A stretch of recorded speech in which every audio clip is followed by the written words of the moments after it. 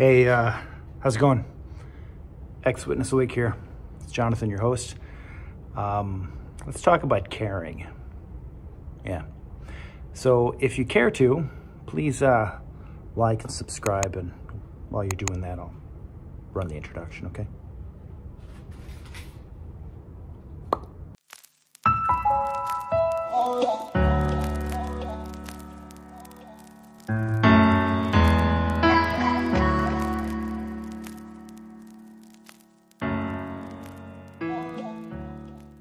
Care Bears, stare!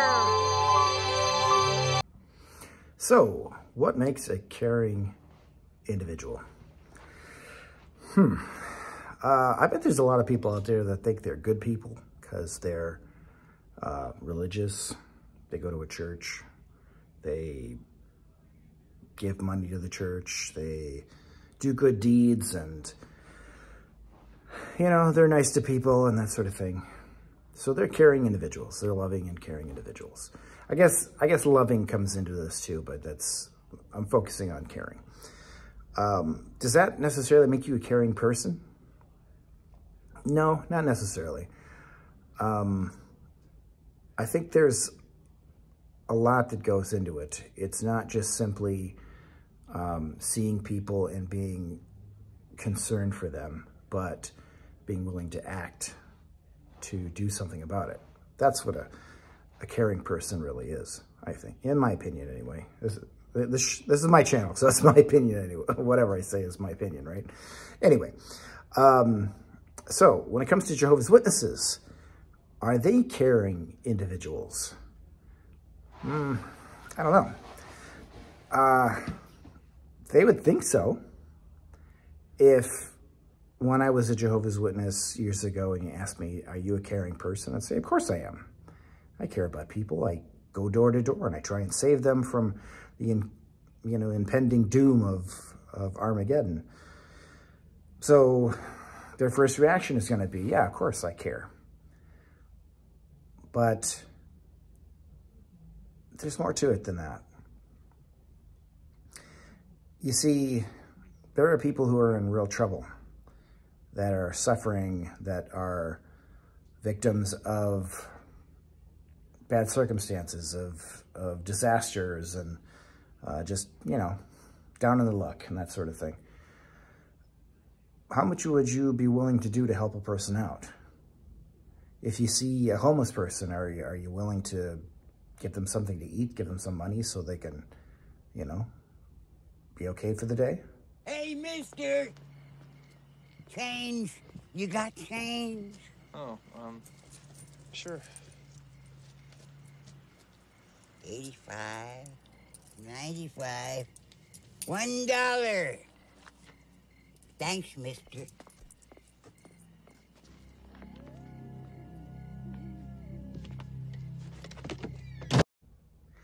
If you saw somebody who was hurt, would you rush to their aid? A lot of us would say yes. But if that same person was hurt and your church said, no, you can't help them, now would you care to help them? Would you ignore what the church has to say and actually help that person who's in need, who's maybe got injured or is down on their luck? I hope so. But when it comes to Jehovah's Witnesses, that's basically what they're told to do. If someone is no longer of that religion, they're told you're not to have anything to do with them, you're not to speak to them, you just basically ignore them and act like they don't exist. So now, what are you going to do, Jehovah's Witness, when you see that person and they're laying on the side of the road, but you know that 6 months ago they were disfellowshipped, and what are you going to do? There's a biblical example of what you should do. The Good Samaritan. Probably heard of that one. So even if you are of a group that was alienated from that person who's laying there on the side of the road because they got beat up by robbers. The Good Samaritan, they helped that person out. They took care of him. They paid for him. That was a caring individual. Just going door to door to talk to people might seem like a caring thing to do, but what you're doing is you're trying to help somebody in a way that is unprovable. We can't see the future. So we can't know for sure what's going to happen. We can't know for sure if Armageddon is coming and fireballs are going to come down and we need to save them from that. But what can we see? We can see that they need help now. So that, in my opinion, is a caring individual who is willing to help somebody with the situation that's right in front of them. Now, when it comes to things like the situation in the world with the environment. Now, we know that global warming is a thing, at least most of us do, that it's an issue. We can see the storms are getting worse and people are being displaced because of weather, droughts and, hurricanes, tornadoes and sort of thing. It's getting worse. Crops are failing. So it would be wise for us to try and mitigate that problem by contributing to initiatives when it comes to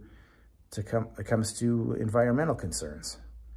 So, try not to waste water, try not to waste fuel.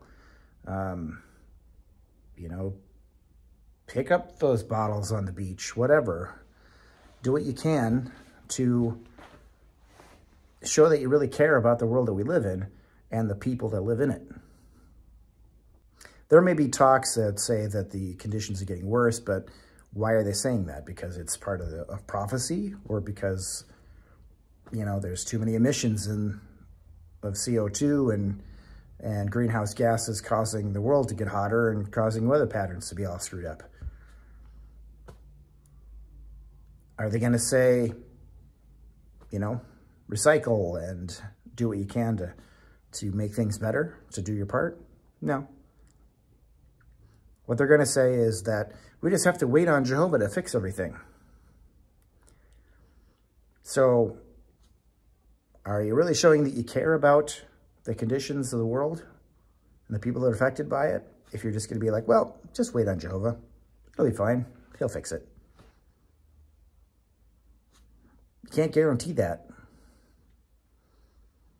You can't see into the future as much as you think you can by reading the Bible and by listening to Tony Morris or Stephen Ladd or any of the rest of the chuckleheads in New York. You have to go with what you can see and what facts show. Speculation about the future based on interpretations of a twisted copy of a twisted translation of the Bible is not going to give you the real answer. What science shows and what we can see right in front of us, that's the things that are going to get us where we need to be. And if we see that the world's in trouble, let's care about it. And also,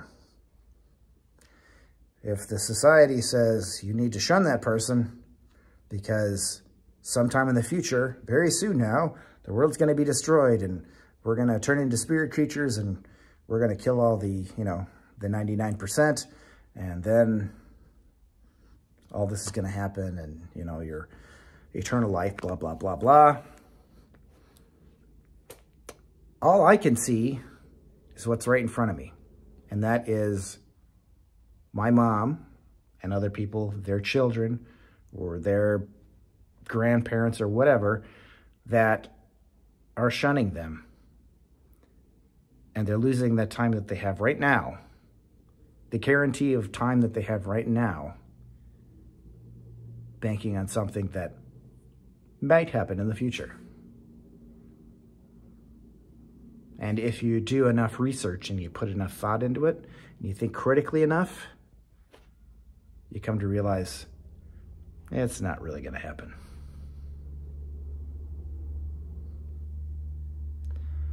So,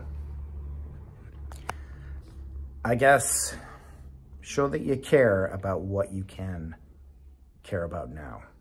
Not go, to a future that's uncertain. I don't know if this made any sense, but this was what was in my head and needed to get out. And now it has, and I have presented it to you on a weird silver platter. There you go. Anyway, I hope you enjoyed my little ramblings, and I will talk to you later. As I mentioned at the beginning, please like and subscribe and share if you can, and I will catch you next time. I hope that you have a great day, and don't forget, you're awesome. Bye for now.